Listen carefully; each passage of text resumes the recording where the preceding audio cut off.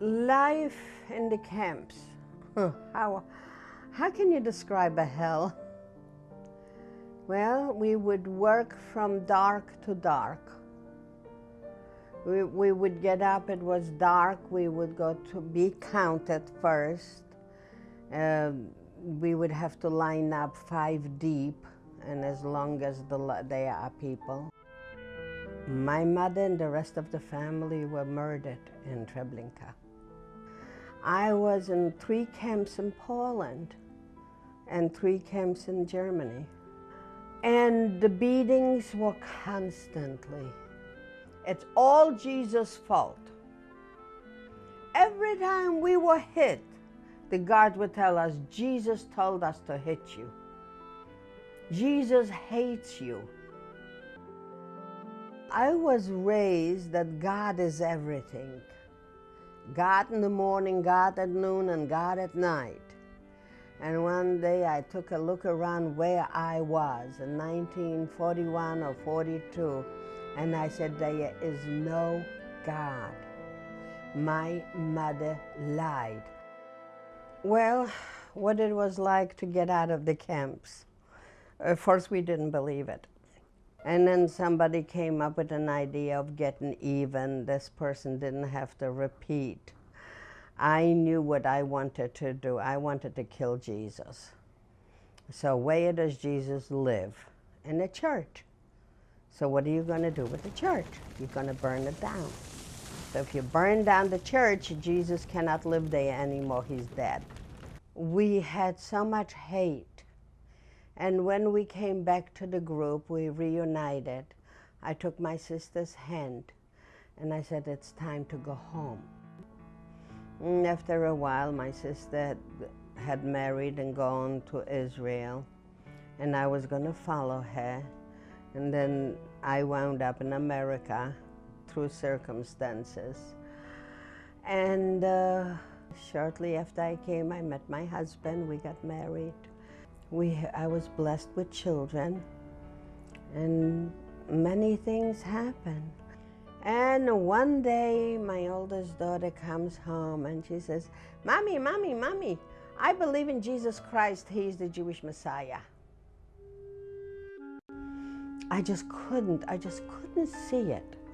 The same Jesus who killed my family, who put me in a concentration camp, who they experimented on, they beat and they killed. How can you believe in that? How can you believe in a God? I threw out my daughter because she believes in him. And I sent my husband into that house, and he became a believer. He didn't want to go to the synagogue with me, even though I had the best seats. But there he believed. I mean, it used to be a peaceful, loving house. Jesus comes in and there's war.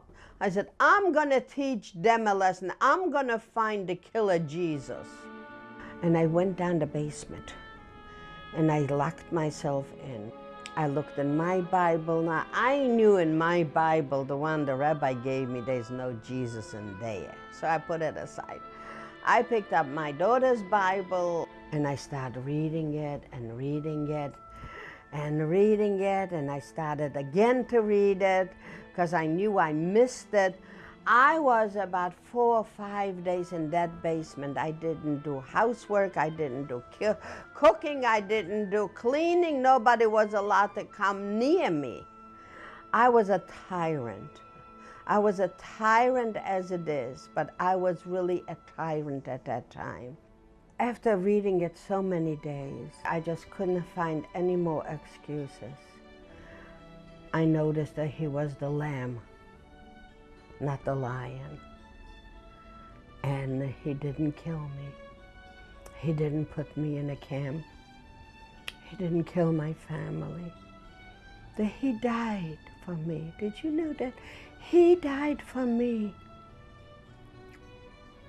He loved me this much that he gave himself for me. I didn't convert. I'm Jewish, you see.